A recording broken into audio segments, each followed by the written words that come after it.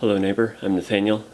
This wasn't the video I was planning on making this week, but in light of recent events, it seemed like a good topic to cover.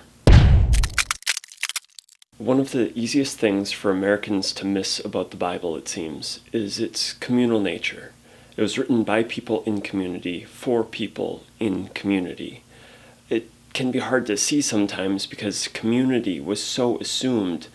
It would be like telling fish that they need water, but you can see it.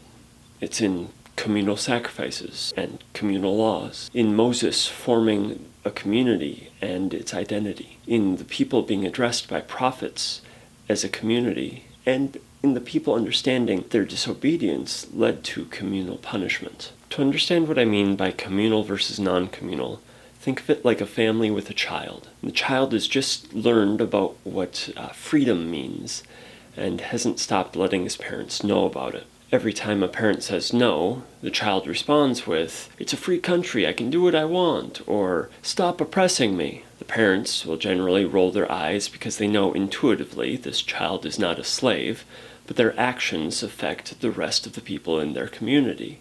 That community in this case being the rest of the family. This might be intuitive at first, but throughout history, certain groups have found it advantageous to ignore the communal nature of the biblical text and Christian tradition. If you can ignore the community aspects, biblical morality can be watered down to basically just be nice. If you're nice or loving, it doesn't matter what effect your actions have on the greater community. Some examples of this in American history are, if you're nice, it doesn't matter that you own black people as property. Or if you're nice, it doesn't matter that your land was stolen from the native people who lived there. Or if you're nice, it doesn't matter that your wealth comes from the exploitation of your workers. And unfortunately, the stories and heresy that allowed for the Confederacy, Manifest Destiny, and robber barons is still alive and well. I'm releasing this video on January 10th, 2021.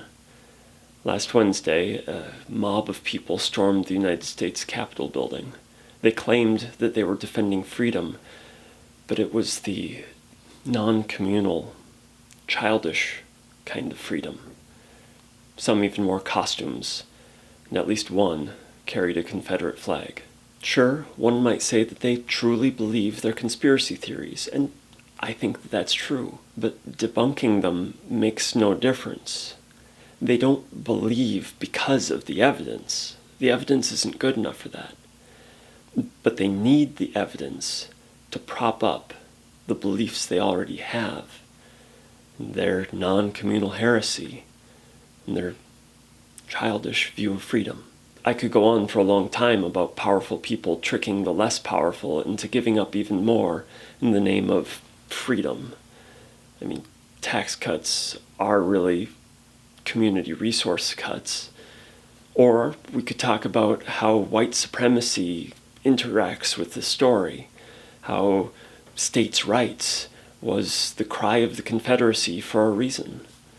But for now, I'll leave you with this. The heresy of the non-communal, also sometimes known as rugged individualism, among other things, is both non-biblical and impractical.